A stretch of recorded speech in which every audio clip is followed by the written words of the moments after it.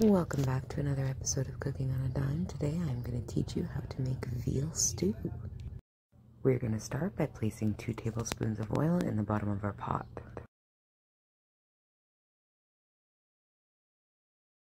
Once that oil is shimmering, we are going to take our veal cubes that have been generously seasoned with salt and fresh cracked black pepper and place them into the pot to get a good hard sear on each side.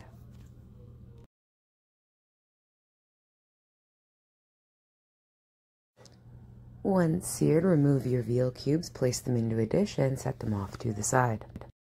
Using the same pot we had our veal in with all that delicious flavor stuck to the bottom, we're going to add just a touch more oil, followed by our sliced or chopped carrots and celery.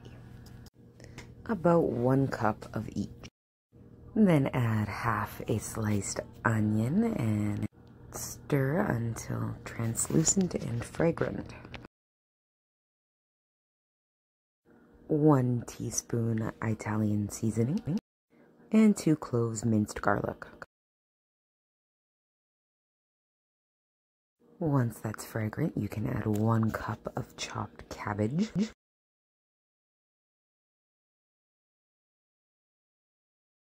1 whole sliced leek, and cook down until softened.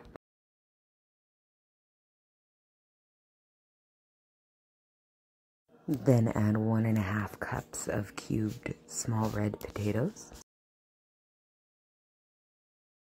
Once that is cooked down some, we are going to add 1 box of Campbell's beef broth with red wine.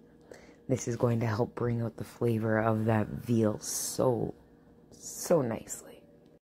Then return your seared veal chunks to the pot. If you need more liquid, feel free to add some additional beef broth, vegetable stock, or chicken stock. In this case, I'm adding about an extra 2 cups or so of vegetable broth. Then you can season to taste as you so desire. I like to add a little bit of extra powdered bouillon and maybe some liquid smoke for just a kick of flavor, but add whatever seasonings you like.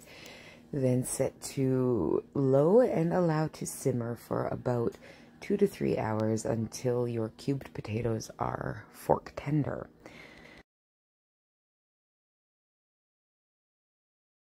It seems I forgot to film it, but after about 2 hours when your potatoes are tender, I take a roux of about 1/4 cup flour mixed with a little bit of water and shake it in a jar until it's nice and smooth, and add it to my stew to thicken the paste considerably.